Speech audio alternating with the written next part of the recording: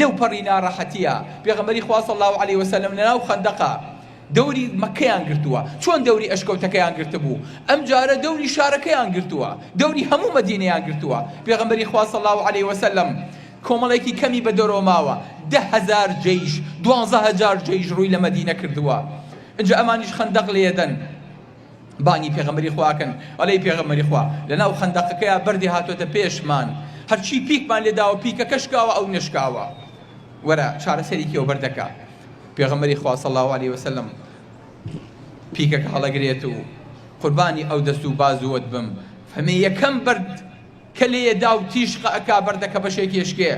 فەرمێ الله ئەکبەر أوتيت مفاتيح الشام والله إني لأنظر إلى قصورها الحمراء. الله شام بوكراي ودرجاي شام بوكراي والله مني ساكن السيري تلا رسول كان يكم.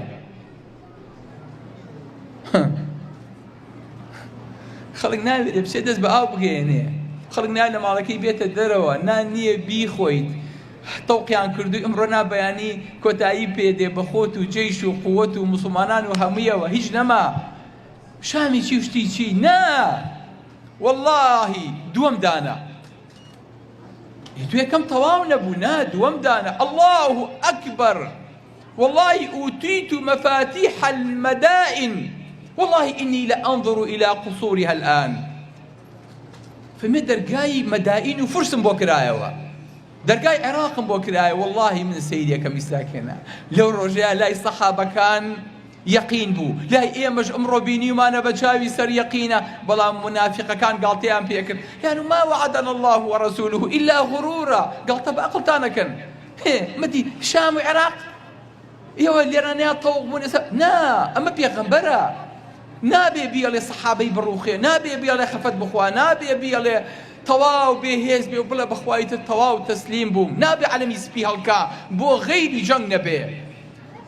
أما يا بيغمبري خوا صلى الله عليه وسلم أبا موا إنجا معولي سيم ليدا أفهمي الله أكبر أوتيت مفاتيح اليمن والله إني لأنظر إلى باب صنعاء الآن درجاي يمن بوكرايوا لو ناڕەحەتی يا پێغەمبەری خوا و زە ئەبەخشێ مژدە ئەبەخشێتەوە ئەمڕۆ ناس بەی هەر ئەیگەینێ بڵێ گەیشتینێ ئەمە پێغەمبەری خوا صلی الله عليه وسلم کە بەن یەقینەوە تەعاملەکە بەم دڵەوە سەیری واقعەکانەکە لە هیچ ناترسێ لە چی بترسێ چ خەمێکی هەڵگرت بێ ئەمێک بۆ خوا ئیشەکە ئەمێک خوای لە پشتە ئەمێک خوایەکی لە پشتەکە ئەرز و ئاسمان و هەرچی مەلەکوتەکانە بەدەست ئەوەیەوەیە ئاخر پێغەمبەری خوا بۆ ئەم خوایە ئیشەکە ئەی تۆ ئەتوانیت ئەم شوێن پیانە هەڵگریتەوە بەڵام بۆی کە دوای کەوی نەک بە ئەوەی بیدۆزیتەوە ئەتوانیت بەم پەیانەیە بڕۆیت